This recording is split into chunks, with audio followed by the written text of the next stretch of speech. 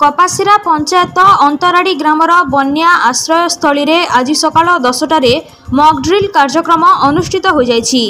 एही कार्यक्रम रे अंबाभना बीडीओ शंकर बाग, तहसीलदार आनंद पंडा, जीपीओ जोगीनाथ बेहरा, बीएसएसओ टिकेश्वर पटेल, बीआरसी सत्यराम माझी, एबीईओ लालमोहन सिंह, वन विभाग चंद्रनाथ परिड़ा, आयुष डॉक्टर आंचल प्रधान, बीपीएम मुरलीधर गड़तिया, एनजीओ महाशक्ति फाउंडेशन रु सुशांत साहू समेत समस्त सरकारी बेसरकारी विभाग अधिकारी माने उपस्थित थिले।